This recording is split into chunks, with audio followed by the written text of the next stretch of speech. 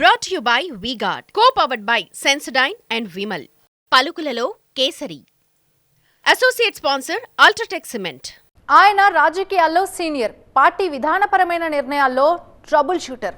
పార్టీకి ఏ సవాల్ ఎదురైనా ముందుండేది ఆయనే. ఉత్తరాంధ్ర రాజకీయాల్ని తన కనుసన్నలతో శాసించిన నాయకుడు అనూహ్యంగా పరాజయం పాలయ్యారు. ఆయన ఒక్కరే కాదు, ఫ్యామిలీ అంతా ప్యాకప్.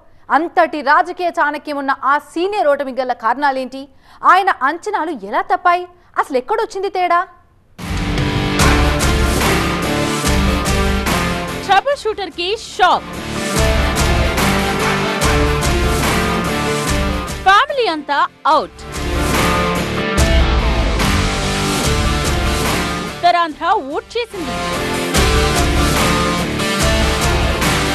అమరావతి రాజధాని వ్యవహారమైనా, 3 రాజధానుల నిర్ణయమైనా, టీచర్ల బదిలీలైనా, పార్టీలో తీసుకునే ఏ కీలక నిర్ణయమైనా ముందుండి నడిపింది ఆయనే. ఉత్తరాంధ్ర రాజకీయాల్ని తన గుప్పెట్లో పెట్టుకున్న సూపర్ లీడర్ ఈ ఎన్నికల్లో చేదు అనుభవాన్ని చవిచూశారు. రాష్ట్ర రాజకీయాల్లో మాజీ మంత్రి బొత్స సత్యనారాయణకు మొదటి నుండి ప్రత్యేక స్థానం ఉంది. 1999లో తొలిసారి ప్రత్యక్ష ఎన్నికల్లో ఎంపీగా గెలిచిన బొత్స అప్పటి నుండి తిరుగులేని నేతగా ఎదిగారు. మొదట్లో కాంగ్రెస్, తరువాత వైసీపీలో చక్రం తిప్పారు. ఉత్తరాంధ్ర నుండి బీసీ నేతగా ఎదిగిన బొత్స ఉమ్మడి రాష్ట్రానికి పీసీసీ అధ్యక్షుడిగా కూడా పనిచేశారు. అప్పటి నుండి బొత్స కరిజ్మా మరింతగా పెరిగింది.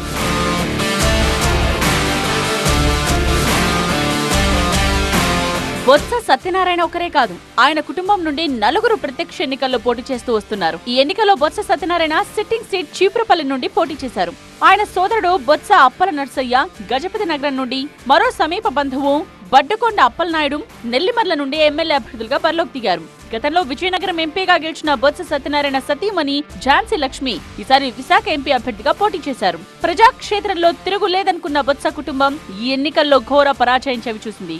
బొత్స సతీమణి ఝాన్సీ లక్ష్మిని 5 లక్షల ఓట్ల భారీ మెజార్టీతో ఓడించారు టీడీపీ అభ్యర్థి శ్రీ భరత్. సిట్టింగ్ సీట్ చీపురపల్లిలో మాజీ మంత్రి కళా వెంకట్రావు చేతిలో ఓడిపోయారు బొత్స సత్యనారాయణ.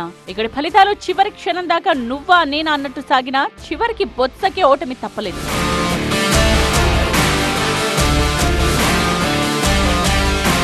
బొత్స సత్యనారాయణ సోదరుడు అప్పల నర్సయ్య గజపతి నగరంలో టీడీపీ అభ్యర్థి కొండపల్లి శ్రీనివాసరావు చేతిలో సుమారు 24,000 ఓట్ల తేడాతో పరాజయం పాలయ్యారు. 2019 ఎన్నికల్లో ఉత్తరాంధ్రలోనే అత్యధిక మెజార్టీ సాధించిన బొత్స సమీప బంధువు అప్పలనాయుడు ఈ ఎన్నికల్లో సుమారు 40,000 ఓట్ల తేడాతో నెల్లిమర్లలో ఓడిపోయారు.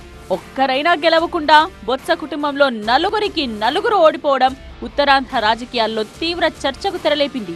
ఈ 4తో పాటు బొత్స మేనల్లుడు చిన్న శ్రీను కూడా నిత్యం ప్రజల్లోనే ఉంటారు. ఏ పనైనా చిటికలో చేసి పెడతారు. అలాంటి కుటుంబం ఓటమికి కారణాలేంటో అర్థం కాక తలపట్టుకుంటున్నారు బొత్స అనుచరులు. ప్రభుత్వ వ్యతిరేకతతో బొత్స కుటుంబానికి ఓటమి తప్పలేదని కొందరంటుంటే కాదు, క్యాడర్ పోల్ మేనేజ్మెంట్ సరిగా లేకే ఓడిపోయారంటూ ఓటమికి కారణాలు చెప్తున్నారు వైసీపీ నేతలు. Brought to you by V-Guard, co-powered by Sensodyne and Vimal. పలుకులలో కేసరి. Associate sponsor UltraTech cement.